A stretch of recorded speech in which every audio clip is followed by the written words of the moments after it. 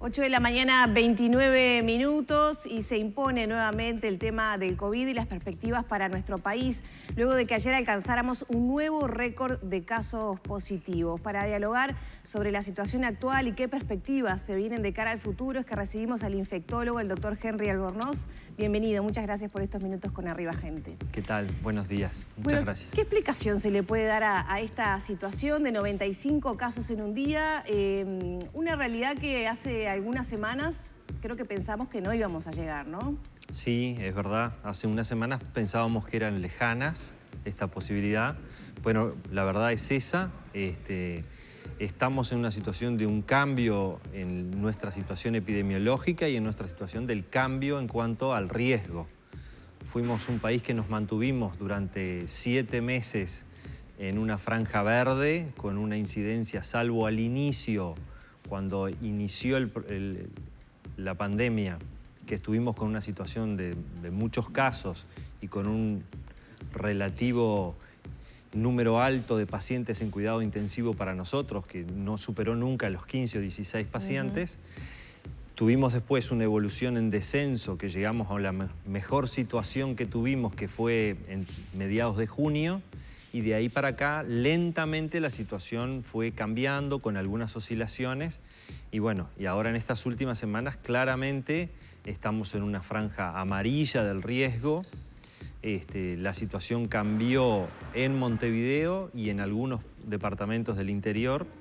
Yo creo que si bien las cifras en algunos departamentos del interior pueden ser preocupantes porque en algunos momentos parecen altas, es más preocupante la situación de Montevideo, porque es donde tenemos la mayor concentración de población y por lo tanto donde se generan mucho más instancias de contacto entre la población, riesgo de transmisión. En un movimiento me encuentro con más personas, ¿no? Sin ninguna duda. No es lo mismo ir a 18 de julio o a una plaza en Montevideo o a la Rambla un fin de semana, que a veces tener alguna de esas actividades en el interior, porque la posibilidad de encontrarte con personas es mucho mayor.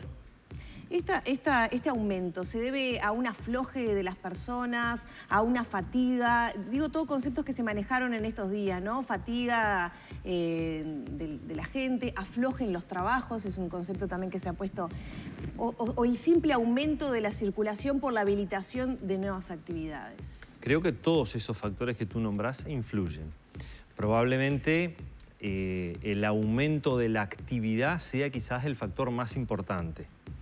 Pero también es claro que tenemos algunos elementos de fatiga en la población, quizás más marcada o más reconocida en la población de adultos jóvenes y adolescentes, que obviamente después de hoy estamos cumpliendo 8 meses, después de varios meses en esta situación y en la cual nuestra situación sanitaria siempre se mantuvo muy bien, digamos, estas cosas pasaron a tener más prioridad que lo sanitario, en el sentido de que tú en 6, 7 meses nunca tuviste un problema sanitario importante, nunca desbordaste el sistema de salud. Las cifras de muertos, que si bien tenemos fallecidos para lamentar, ha sido baja. Bueno, la percepción empieza a ser de que estás perdiendo más por la actividad social que estás restringiendo o por no ir a las clases, por ejemplo, con los niños o por otra cosa, que la verdadera prioridad que pusiste, que era lo sanitario. Pero el problema es que esto cambia y nosotros nos podemos cansar, pero el virus y la circulación del virus, eso no se va a cansar. Entonces, el virus no descansa. ¿Se debería dar marcha atrás, en su opinión, en alguna de las actividades habilitadas o con un, digamos, reajuste de la actitud de las personas podríamos revertir estos números? Y ahí es una tercera pregunta implicada. ¿Se pueden revertir? Bueno, yo creo que la situación no está fuera de control. Eso es lo que hay que dejar claro. Estamos en una situación de cambio, de un aumento del riesgo, obviamente, pero no estamos en una situación fuera de control. Pero ese de que no estemos fuera de control depende mucho de lo que hagamos como país, como nación. Se ha insistido en estos momentos en restringir nuestros vínculos y tratar de elaborar tipo burbujas de contactos familiares. Y eso es muy importante. y es clave para no perder el hilo epidemiológico de lo que se ha dicho, porque no es lo mismo cuando yo tengo un caso positivo que tuvo 50 o 60 contactos en ese periodo de transmisión, porque la sobrecarga de trabajo que significa identificar a todos esos contactos, entrevistarlos, definir si son contactos de riesgo o no, y definir si van en cuarentena o qué medidas se va a tomar, es una sobrecarga de trabajo muy importante. Cuando yo tengo 50 contactos no es lo mismo que cuando tengo 10. Claro. Y por lo tanto la chance de perder la probabilidad de identificar a todos es mucho mayor cuando las personas tienen muchos contactos que cuando las personas tienen pocos contactos. Entonces, eso también influye. Y lo otro que tú decías es así, creo que hay muchas cosas, pero bueno, el aumento de la actividad en todo sentido es una probablemente de los motivos de esto, el motivo de la fatiga que tú decías, y también creo que es obvio que en muchos entornos hemos bajado la guardia en algunas de las medidas.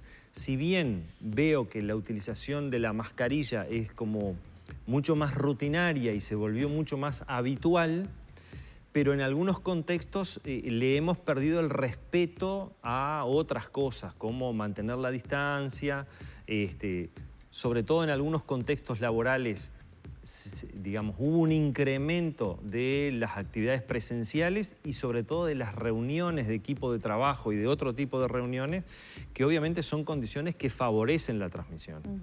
¿Eso marca de alguna manera el aumento? Es decir, ese tipo de conductas que ya no van por la decisión personal de cada uno, sino que lo va llevando, ¿no? Bueno, una reunión que antes no se hacía o se hacía virtual, ahora se hace presencial, no voy a decir que no, bueno. ¿no? Bueno, sí, yo creo que sí, eso es así. Y porque además muchos de los brotes que hemos visto en estas últimas semanas han sido en este contexto.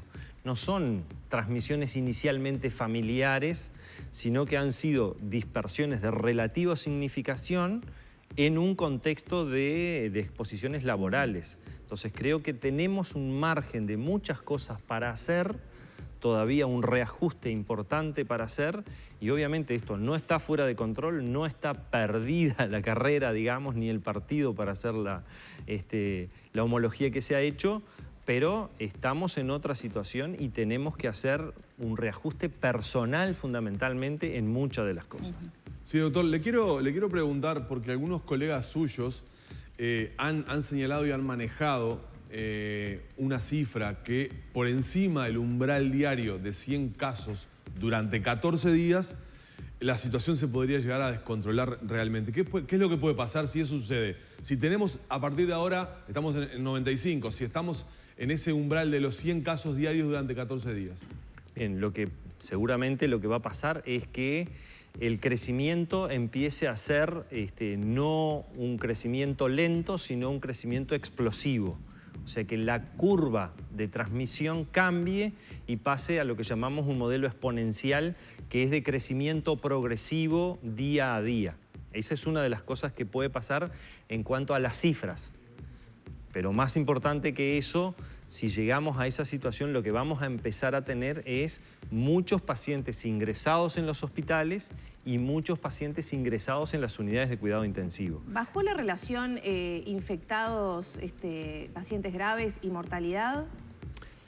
No es que bajó la relación. Yo creo que Uruguay tiene una situación en la cual de cada 100 personas, 8 han requerido internación en algún centro hospitalario. Y de esos 8, solamente 2 han ido a la unidad de cuidado intensivo. O sea, esa es una relación muy buena y parte de eso se explica, primero, porque desde el principio se insistió mucho en que la asistencia domiciliaria era parte de la clave para evitar las transmisiones, porque una vez que alguien con síntomas viene a la emergencia del hospital o viene a una sala de espera de un consultorio o mismo está dentro del hospital, se generan mucho más interacciones con riesgo de transmisión. Si esa persona está en la casa y yo puedo hacer todo su seguimiento de la enfermedad en la casa, eso es mucho mejor. Entonces, eso explica que nosotros tengamos un número, una proporción de ingresados relativamente baja. Y lo otro que explica por qué tenemos estas cifras es porque hemos sido, sobre todo salvo el primer mes, diría yo, pero después desde mayo para acá, como muy agresivos en la detección de los contactos y en el estudio de los contactos, aunque fueran asintomáticos, con métodos para identificar el virus que son de alta sensibilidad. O sea, la percepción que tenemos es que se deben haber perdido muy pocos casos de COVID-19 o de infección por SARS-CoV-2 en el Uruguay. Entonces, eso hace que si yo tengo un denominador amplio, bastante próximo a la realidad, mis cifras de casos graves y de hospitalizados parezcan relativamente bajas respecto a ese denominador mayor. Danilo, ¿quieres hacer una pregunta? Sí, no, en función de todo esto, lo que está hablando usted, doctor, y lo que estábamos hablando nosotros, le quería preguntar qué tiene que pasar con eventos muy importantes que se van a dar. Bueno, ni hablarlo de las fiestas tradicionales donde nos movilizamos todos por todos lados y nos reunimos durante mucho tiempo. Eso por un lado, pero le quiero preguntar concretamente sobre casos puntuales. Desfile inaugural de carnaval, desfile de llamadas, concurso de carnaval en el Teatro de Verano o tablados en distintos lugares. ¿A su juicio se deberían hacer? Bueno, eso está en estudio. Seguramente el riesgo en esas situaciones es diferente. Hay que reconocer que son situaciones distintas. No es lo mismo el desfile de llamadas o el desfile de carnaval por 18 de julio en cuanto a la posibilidad de tú tener el control y de tener la trazabilidad de las personas que estuvieron, y en cuanto a controlar la distancia, eso es imposible prácticamente en el desfile de llamadas y muy poco probable en el desfile de carnaval, a una actividad en un tablado donde tú tenés un espacio que lo tenés determinado, que tú podés determinar un aforo y que las personas que actúan pueden mantener distancia respecto a las personas que están en el público, y a su vez las personas que están en el público también pueden mantener distancia y tú podés tener trazabilidad de esa situación. Entonces yo creo que son situaciones distintas que requieren evaluaciones distintas del riesgo y que probablemente los protocolos que se puedan proponer también van a ser diferentes. Y bueno, y en base a eso habrá que tomar una decisión, y también en base a cómo evolucionen las cosas. Sí. Doctor, muchísimas gracias por este diálogo, esta información que nos viene bien ponerla a punto en esta situación. Bueno, muchas gracias. Un gusto. Cerramos por aquí entonces la entrevista con el infectólogo Henry Albornoz y nos vamos a la primera pausa de esta mañana. Al regreso hay más información, se viene la columna de deportes con Mauro Mas y mucho más. Ya volvemos.